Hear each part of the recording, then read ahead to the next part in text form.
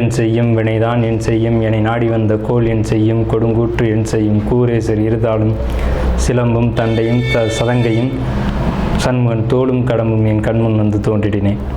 நம்ம இந்த வீடியோவில் பார்க்கக்கூடிய தலைப்பு அப்படிங்கிறது ராகுகேது பயிற்சி. எப்போவுமே ஒரு வருடத்தில் ராகுகேது பயிற்சி ஆகும்போது மக்கள் வந்து ஒரு எதிர்பார்ப்பு இருக்கும். இந்த கிரக பயிற்சியில் நமக்கு என்ன நன்மைகள் இருக்குது, என்ன தீமைகள் இருக்குது அப்படின்றது பொதுவாக எல்லாருக்குமே ஒரு எதிர்பார்ப்பு அப்படிங்கிறது இருக்க தான் செய்யும். அந்த வகையில் வந்துட்டு இந்த ஆண்டினுடைய ஆங்கில தேதியானது மே மாதம் 18ஆம் தேதி அன்னைக்கு தமிழ் வருஷம், அதாவது புத்தாண்டு, தமிழ் புத்தாண்டு பிறக்க போகுது. தமிழ் புத்தாண்டு விஸ்வாசு வருடம் 13ஆம் தேதி, சித்திரை 13ஆம் தேதி, அதாவது சித்திரை மாதத்துக்கு விஸ்வாச வருடத்தினுடைய முதல் மாதமான சித்திரை மாதத்தினுடைய 13ஆம் தேதி மாலை மணி 5:25க்கு. இது சரியான டைம் பார்த்திங்கன்னா ராகு காலம். இது ஞாயிற்றுக்கிழமை அன்றைக்கி இந்த ராகு பயிற்சியானது நடக்குது. இந்த ஞாயிற்றுக்கிழமை 4 to 6 எப்போவுமே ராகு காலம் அப்படின்ற காலம் வந்து பஞ்சாங்கத்தில் குறிக்கப்பட்டிருக்கு. இந்த ராகு காலத்தில் தான் இந்த ராகு பகவான் பயிற்சி ஆகிறார். ராகு பகவான் எங்கேருந்து பயிற்சி ஆகிறாங்க அப்படின்னு பார்த்தீங்கன்னா மீனத்துலேருந்து கும்பத்துக்கு பயிற்சி ஆகிறாங்க, ஆன்டி கிளாக் வைஸ், அதை எதிர் சுற்று வழியாக. அதே சமயத்தில் கண்ணியில் இருக்கக்கூடிய கேது பகவான் சிம்மத்துக்கு பயிற்சி ஆகிறாங்க. இப்போ இந்த ராகு கேதுக்கள் அப்படின்ற பிளானட் வந்து உங்களுக்கு உபயராசிகள்னு சொல்லக்கூடிய மீனத்திலையும் கண்ணிலையும் இவ்வளோ ஆண்டு காலம் இருந்துட்டு, இந்த 13 மாதங்கள் இருந்துட்டு பயிற்சி வந்து சிறராசிகள்னு சொல்லக்கூடிய கும்பத்துக்கும் சிம்மத்துக்கும் பயிற்சி ஆகிறாங்க. இந்த ராகுகேது பயிற்சி எப்போவுமே 180 பாகை. கும்பராசியினுடைய முதல் பாகமானது அவிட்ட நட்சத்திரம் 3 மற்றும் 4 பாதங்களுக்கு 2025 ராகுகேது பயிற்சி என்ன பலன்களை கொடுக்கும்? கண்டிப்பாக தேவையில்லாத வம்பு வழக்குகளில் ஈடுபடுத்தும். முயற்சிகளில் தடை ஏற்பட்டு மீண்டும் அந்த முயற்சியை மறுபடியும் செய்யும்போது வெற்றியை கொடுக்கும். தேவையற்ற மன சஞ்சலங்களை கொடுக்கும், குழப்பங்களை, ஆயுள் பயத்தை கொடுக்கும், மன ஆரோக்கியத்தை, அதாவது ஆயுள் பயத்தை கொடுக்கும். இந்த விஷயங்களில் பயப்பட தேவையில்லை. ஆயுள் உங்களுக்கு தீர்க்கமாக தான் இருக்கும், இருந்தாலும் ஒரு பயத்தை கொடுக்கும். தியானம், யோகா, மெடிடேஷன் போன்ற விஷயங்கள் உங்களுக்கு ரொம்ப பெரிய சப்போர்ட் பண்ணும். யாரை பற்றியும் எந்த இடத்துலையும் கமெண்ட் அடிக்காதீங்க. அவிட்ட 3, 4 பாதங்கள். 2025 ராகுகேது பயிற்சி பலன்கள் கும்பராசிக்கு சரியாக சொல்லணும் அப்படின்னா விஸ்வாச வருஷம் சித்திரை மாதம் 13ஆம் தேதி அன்னைக்கு, சரியான ஆங்கில தேதி மே மாதம் 18ஆம் தேதி அன்று மாலை மணி 5:25க்கு வரக்கூடிய சரியான ராகு காலத்தில் இந்த ராகுகேது பயிற்சியானது நடக்குது. ஸோ இந்த ராகுகேது பயிற்சி கும்பராசிக்கு என்ன பலன்களை கொடுக்கும் அப்படிங்கிறதான் நம்ம பார்க்குறோம். இந்த ராசி பலன் பார்க்குறதுலே அதிகமாக பார்க்குறது யான்னு பார்த்தீங்கன்னா கும்பராசி தான். என்ன காரணம்னு கேட்டிங்கன்னா கடந்த காலகட்டத்தில் இப்போ வரைக்குமே ஜென்மச்சனி அப்படிங்கிறது போயிட்டுருக்கு. போதாத குறைக்கு ஜென்ம ராகும் வருது. வாழ்க்கையே போதும் அப்படின்னு நீங்கள் நினச்சிருப்பீங்க. இந்த காலகட்டத்தில் இந்த பிறவி எடுத்து அடைஞ்ச பயன்கள் போதுமானது, வாழ்க்கையே முடிச்சுக்கலாம் அப்படிங்கிற கட்டம் வரைக்கும் கூட இந்த சனி பகவான் கொண்டு போயிருப்பார். ஆனால் இப்போ வந்து அந்த ஜென்ம ராகுவாக வராங்க. உங்கள் ராசி கும்பராசி, அந்த கும்பராசிக்கு தான் ராகு பயிற்சியாகி வராங்க. இது வரைக்கும் உங்கள் ராசிக்கு 8ஆம் இடத்துல இருந்த கேது 7ஆம் இடத்துக்கு பயிற்சியாகி வராங்க. 8ஆம் இடத்துலேருந்து கேது 7ஆம் இடத்துக்கும், உங்கள் ராசிக்கு தனவரஸ்தானம் சொல்லக்கூடிய 2ஆம் இடத்துல இருந்த ராகு உங்கள் ஜென்ம சந்திரன் மேலேயும் ராகு பயணிக்கிறது அப்படிங்கிறது சிறப்பாக அப்படின்னு கேட்டால் இல்லை அப்படின்னு தான் சொல்லணும். அப்போ பாசிட்டிவான பலன் இருக்குது, ஆனால் கண்டிப்பாக இருக்குது. என்ன பாசிட்டிவான பலன் அப்படிங்கிறத நம்ம சொல்லுவோம். ஆனால் ஃபஸ்ட்டு நெகட்டிவ் நம்ம சொல்லிடுவோம், பாசிட்டிவும் சொல்லிடுவோம்.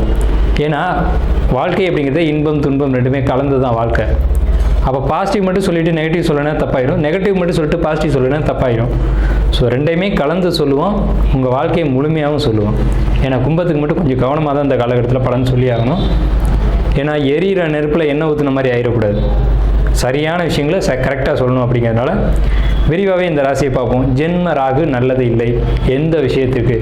குடும்பம் சம்மந்தப்பட்ட விஷயங்களுக்கு, கணவன் மனைவி உறவு, குழந்தைகள் உறவு, குழந்தைகளுக்கு அவங்களுக்கும் நமக்குமான பாண்டிங், அதாவது பந்த பாசங்கள் அப்படிங்கிறதுல நம்ம விட்டு கொடுத்து தான் போய் ஆகணும்.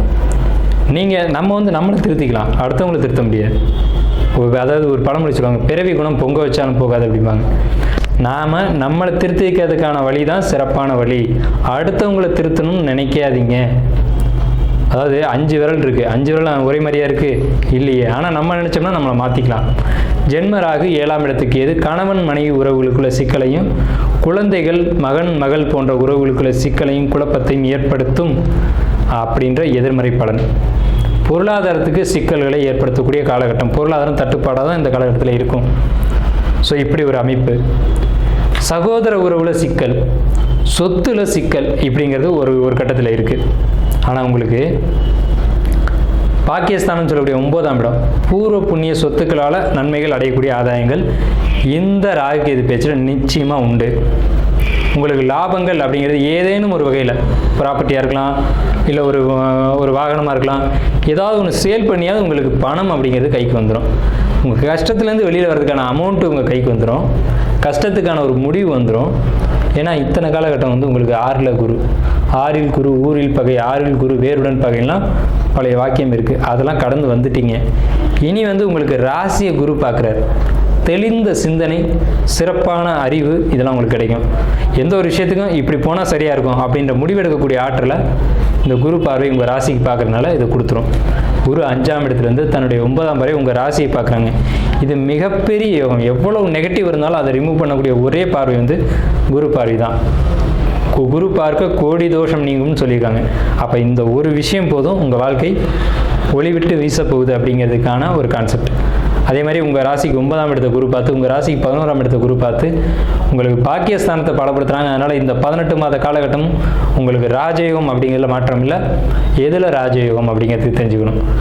பூர்வ புண்ணிய சொத்துக்கள் ஏதேனும் இருந்தால், ஏதாவது ஒரு வகையில் நீங்கள் சம்பாதிச்ச சொத்துக்கள் இருந்தால், அல்லது நீங்கள் சம்பாதிச்சு வச்சிருந்த நகை இருந்தால், அதன் மூலம் உங்களுக்கு ஒரு பணம் கிடைச்சி உங்களுடைய பிரச்சனைகள்லாம் சால்வ் ஆகும். அதாவது இறைவன் உங்களுக்கு இந்த காலகட்டத்தில் 18 மாதமும் உங்களுக்கு கடவுளுடைய சப்போர்ட் இருக்கும் அப்படிங்கிறது தான் நம்ம சொல்லக்கூடிய கருத்து. 9ஆம் இடம்ன்றது இறை அனுகிரகம் அப்படின்னு பேர். ஸோ இந்த ஒரு அமைப்பு அப்படிங்கிறது உங்களுக்கு இருக்கும். இருந்தாலும் எதிரிகள் தொந்தரவு அப்படின்றதுக்கான ஒரு வாய்ப்பு கும்பராசிக்கு இந்த காலகட்டத்தில் உண்டு. ஸோ அதில் மட்டும் கவனமாக இருக்கணும். யார்கிட்டையும் தேவையில்லாமல் பேசக்கூடாது, தேவையற்ற வார்த்தைகளை பேசக்கூடாது. எதை பேசணும், எங்கே பேசணுமோ அதை மட்டும் அந்த இடத்துல பேசணும். யாரை பற்றியும் என்ன தெரிஞ்சாலும் கமெண்ட் அடிக்கக்கூடாது. மனசுக்குள்ளே வச்சுக்கிட்டு போயிட்டே இருக்கணும். மனசுக்குள்ளே வச்சுக்க முடியாது தான், அது இயற்கை. எல்லாருக்குமே மனசுக்குள்ளே ஒரு விஷயத்தை பதிச்சு வைக்கணும்னா கஷ்டம்தான். ஆனால் அப்படி தான் வச்சுக்கணும். அப்படி இருந்தால் மட்டும்தான் அந்த 2ஆம் இடத்துல இருக்கக்கூடிய சனி பகவான் உங்களை தொந்தரவு செய்ய மாட்டார் அப்படிங்கிறது. தொழிலை பொறுத்த வரைக்கும் இவ்வளோ நாள் பட்ட கஷ்டங்கள் வேற, இனி தொழில் நல்லாயிருக்கும், வருமானத்துக்கு வழிவகைகள் கிடைக்கும். ஏன்னா ராசியை குரு பார்க்குறாரு. வேலைக்கு போகக்கூடியவங்களை பொறுத்த வரைக்கும் ப்ரொமோஷன், இன்க்ரிமெண்ட் கண்டிப்பாக உண்டு, நிச்சயமாக உண்டு. தொழில் செய்யக்கூடிய இடத்துல, தொழில் பார்க்குற இடத்துல அல்லது வேலை செய்யக்கூடிய இடத்துல வேலையை மட்டும் பார்த்துட்டு அமைதியாக வந்துடணும்.